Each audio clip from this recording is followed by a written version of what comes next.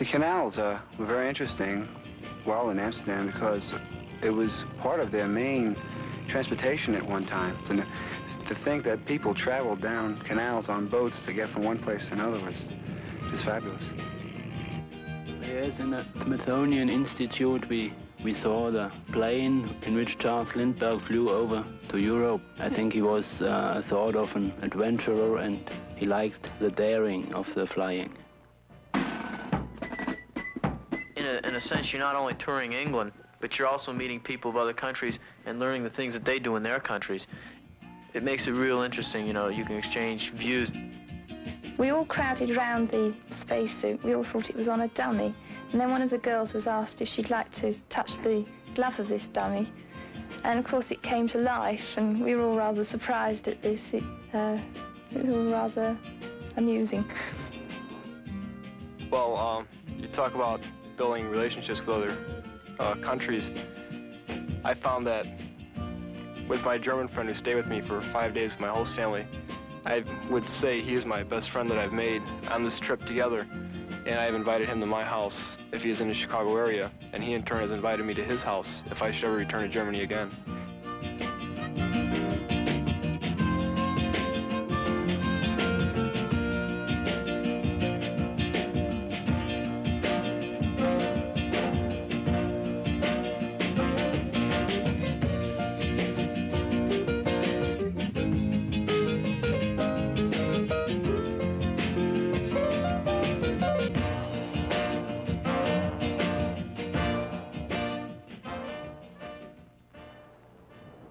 For most of us, this was the longest airplane trip we'd ever taken.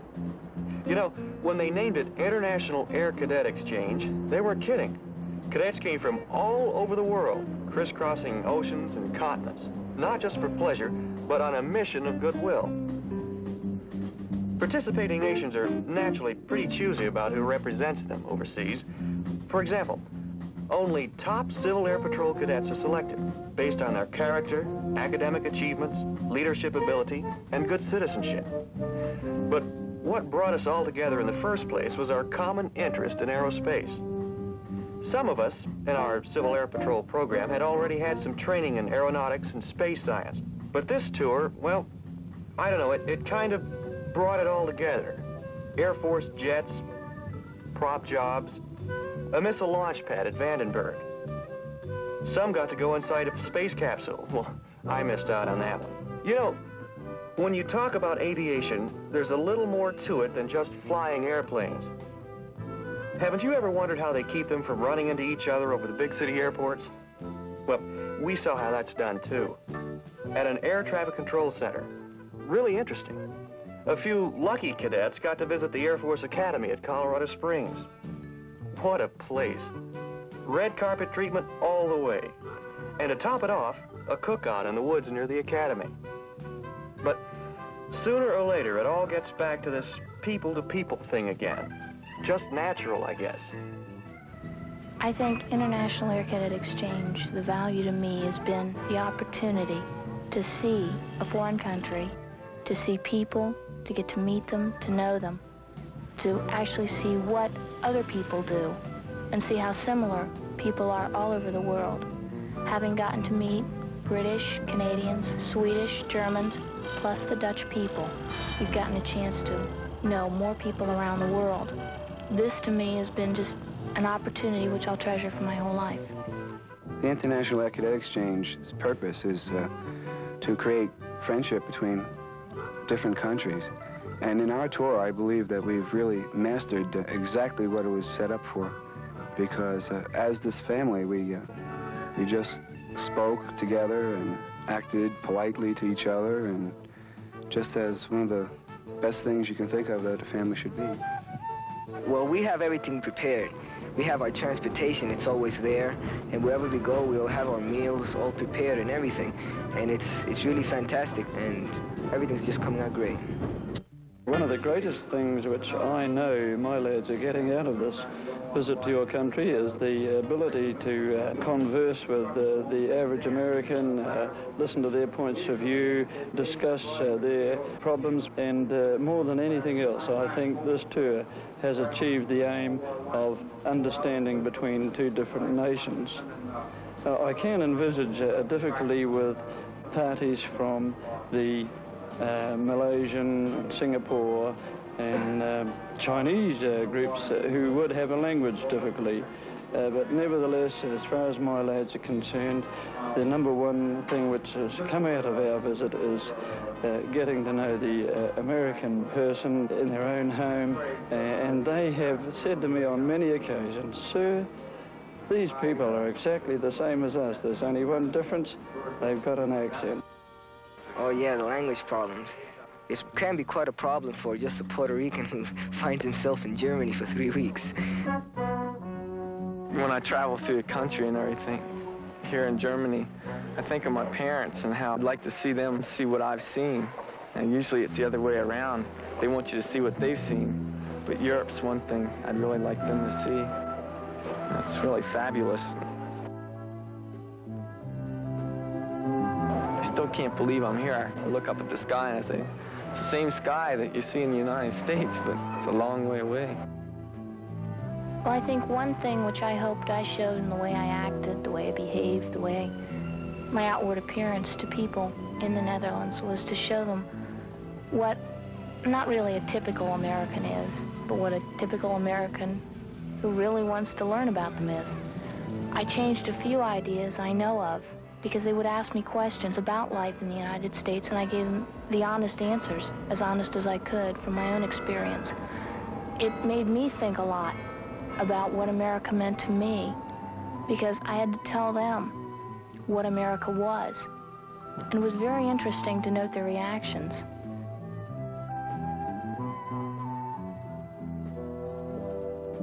I definitely see a lot of promotion of goodwill between the United States and other countries, and between other countries and the United States, where, well, kids from Belgium will ask, well, you know, do you really have free press? We showed him a picture of something that said something about the war, and he was shocked because they said something about the war. He said, I can't believe that, you know, you have free press. And you find out more about other countries than you would in a book, you know. The kids can tell you more about what they are. I enjoyed my trip around New York greatly, especially the boat trip around Manhattan Island. I think this was the only way we could get any idea of the great size of the buildings. We have skyscrapers in England, especially in London, but nowhere on the scale of New York. They were really terrific. Never seen anything like that before. Well, in England, it was my second time up in gliders. The other times were in Illinois.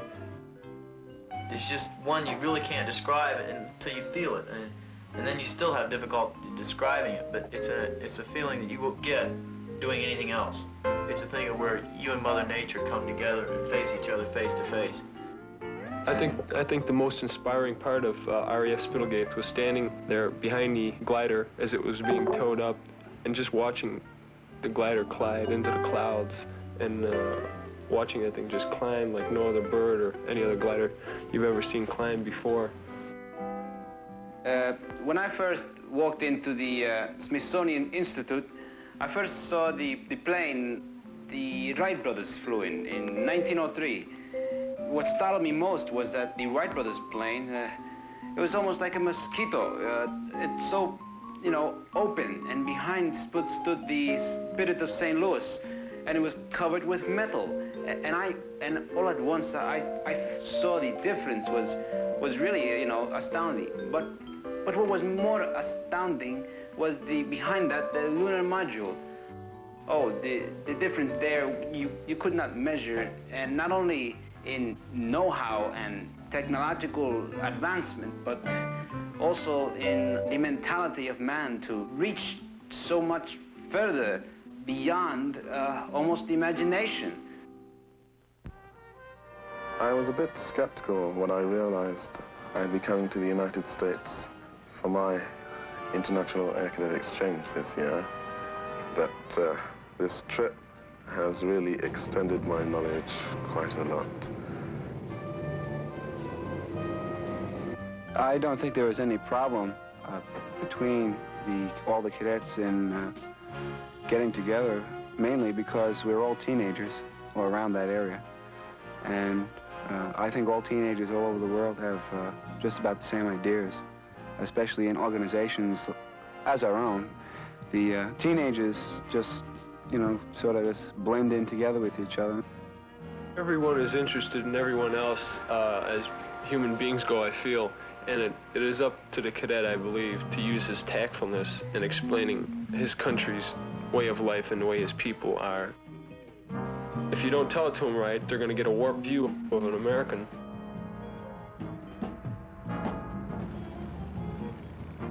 I really wish we could stay in England longer with the group of people that we are with now, because I don't think we'll ever stop learning about the different ways and things that most of us do. I met not only the Dutch people, but also Germans, Swedish, Canadians, British, a chance which I haven't really had before, the chance to meet people, get to know them, and in turn form ideas about the countries. But in meeting the people I've grown, it's become more or less a personal relationship, so that the country means something to me because I now have a friend there. And friends around the world are very important to everyone. The first time I saw the United Nations building was from the boat when we circled around the Isle of Manhattan, and it really impressed me. I found the United Nations architecturally, I thought it was absolutely brilliant. It was a beautiful building, and inside, of course, the way they'd designed the interior, allowing each country to participate, I thought this was wonderful. I really enjoyed having a Dutch guide there, one of our country, and she could make clear in Dutch what might have been not clear in English or American, as you prefer. What impressed me most about German people was the friendliness, not only towards each other, but towards foreigners. Just about every place we went, we were given actually a VIP treatment, and people went out of their way to be kind and courteous and help us in every way possible. When you live with your private host, you leave this feeling of real binding friendship, that you've met somebody who understands you and you understand, you have a mutual understanding between each other, and you can see this, you know, happening. And you can feel where your diplomacy has come over and grasped them, and theirs has grasped you in their own land.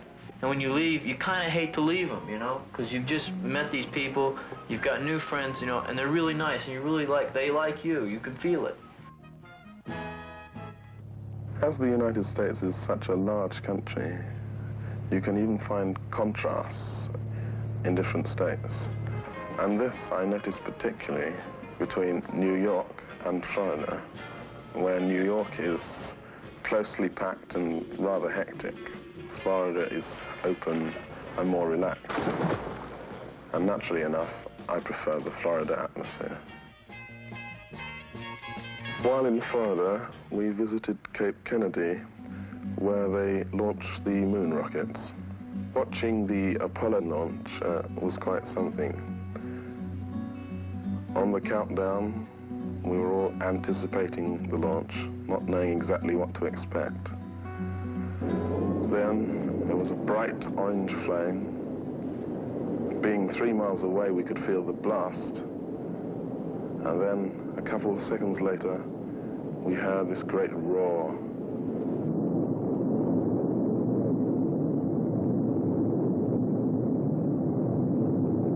I've watched other Apollo launches on television at home before, and they were quite exciting.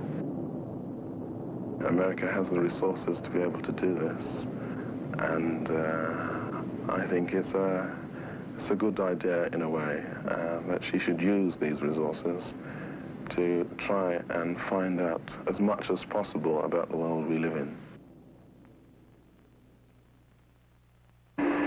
Ladies and gentlemen, this is the lunar roving vehicle which was used on the moon by the Apollo 15 astronauts. This vehicle weighs 462 pounds and is capable of carrying 1,000 pounds. The astronauts used it to travel about 30 miles all total on the lunar surface. They had the capability of traveling for 56 miles or 73 hours. While staying in the Waldorf Astoria in New York, we attended a military ball. This was the first ball I'd ever attended in formal dress, and I think it was the same for some of the other British girls.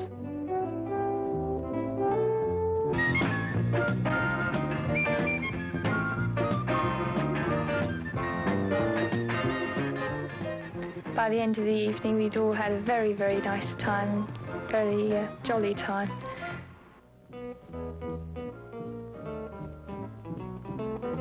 I've learned much more knowledge from talking to the other cadets than I could probably ever learn in school books. These cadets can discuss freely their problems and the issues of their nation.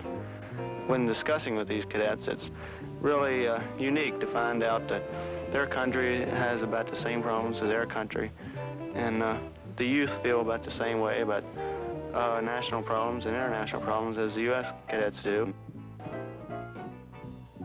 I think Civil Air Patrol has given me the opportunity to meet people in a different situation. I found out a lot about myself and about others, and I think that's what CAP is aimed at, for everyone to learn. Well, personally, I felt that it was just a fantastic tour. I've learned a lot, learned how other people have lived, and it has changed me quite a bit. But when I go back home, I feel that I'll still be me, but I'll be a more knowledgeable me that knows more about somebody else in the world.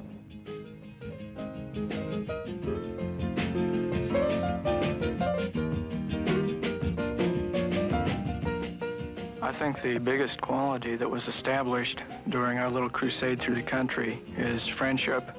And to me, friendship is an awfully important quality in people. And through this trip, we were able to establish that people can get along with each other. And I think this is a quality that more people should experience. They call IACE person-to-person diplomacy, and I really can't, in my mind, think of any other better diplomacy in the world. There should be more of it, really.